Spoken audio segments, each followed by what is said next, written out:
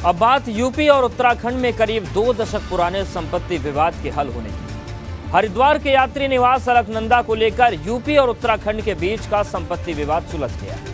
आज यूपी के सीएम योगी आदित्यनाथ ने उत्तराखंड के मुख्यमंत्री पुष्कर सिंह धामी को अलकनंदा होटल की चाबी सौंप दी।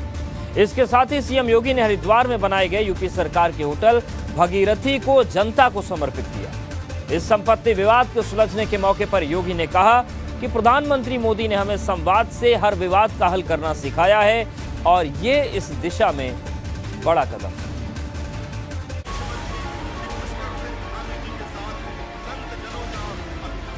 यूपी से अलग होने के 20 साल बाद उत्तराखंड से संपत्ति बंटवारे का एक बड़ा मुद्दा ऐसे सुलझ गया जैसे कोई मतभेद कभी रहा ही न हो। यूपी के सीएम योगी आदित्यनाथ और उत्तराखंड के मुख्यमंत्री पुष्कर सिंह धामी ने हरिद्वार में सरकारी यात्री निवास अलकनंदा को लेकर विवाद के खत्म होने का ऐलान किया।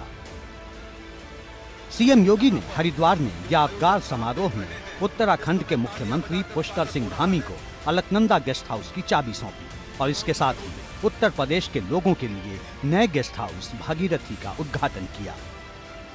लोगों ने मोदी जी से एक ही बात सीखी है कि मामले को उलझाना नहीं है बल्कि उसकी जड़ में पहुंच करके उस समस्या का हमेशा के लिए समाधान निकालना है और उसका समाधान के रास्ते पर उत्तर प्रदेश और उत्तराखंड सरकार दोनों मिलकर के आगे बढ़ रही हैं, जिसमें आज अलकनंदा जो होटल है वह उत्तराखंड सरकार को आज मैंने यहाँ पे उत्तराखंड के मुख्यमंत्री जी को उसकी चाबी सौंपी है। बैठक शुरू होते ही उसमें बहुत सारी पेचीदगियां थी, बहुत सारी उलझन थी और मुश्किल से 20 मिनट में महाराज जी ने एक बार मैं कुछ बोलने को खड़ा हुआ, जैसे अधिकारी गणों ने कुछ प्रश्न किए, उसमें आपस में होता रहा तो मैं कुछ बोलना चाहता था तो महाराज जी ने कहा कि नहीं आप चुप रहिए, मुझे इशारा किया।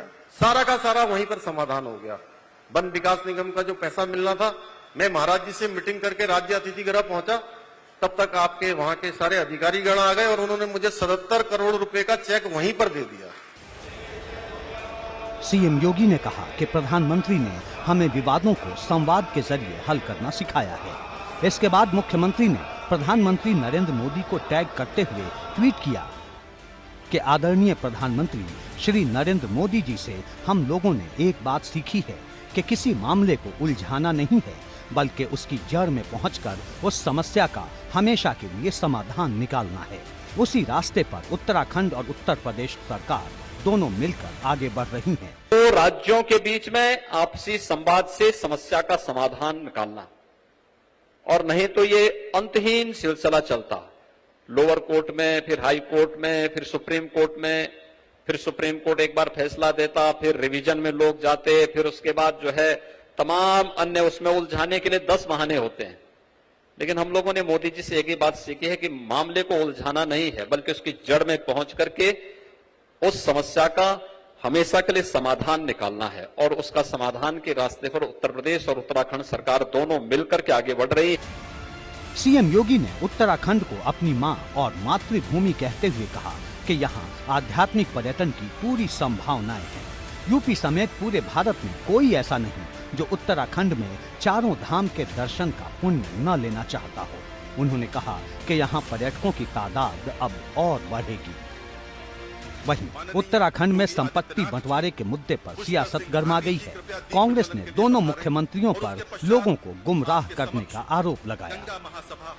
जो विभागीय सचिव, प्रमुख सचिव बताएंगे, उनके पास पूरा लेखा जोखा होगा।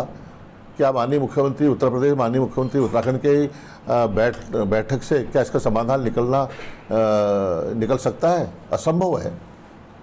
तो ये सिर्फ एक कवायद है, एक जनता को गुमराह कर सकते हैं भारतीय जनता पार्टी सरकारें, लेकिन इससे कोई इन बैठकों से कोई समस्या का समाधान नहीं होगा, ऐसा मेरा मानना है। उधर उत्तराखंड के विधानसभा अध्यक्ष रितु खंडूरी ने संपत्ति के विवाद के समाधान की तारीफ की। बहुत खुशी की बात है कि ये जो मुद्दा चला आ रहा था परिसंपत्तियों के बंटवारे के बारे में, बहुत लंबे समय से ये उलझनें बनी हुई थी और मुझे बहुत खुशी है कि आज दोनों मुख्यमंत्री और हमारे अफसरों ने इस पेचीदा मुद्दे को सुलझाया है। तो सभी को मैं बधाई देना चाहती हूँ। दोनों राज्य सरकारों का दावा है कि आने वाले दिनों में संपत्ति से जुड़े तमाम छोटे बड़े विवाद इसी तरह हल कर लिए जाएंगे। एबीपी गंगा के लिए देहरादून से अजीत राठी के साथ हरिद्वार से वीरेश पांडे की रिपोर्ट।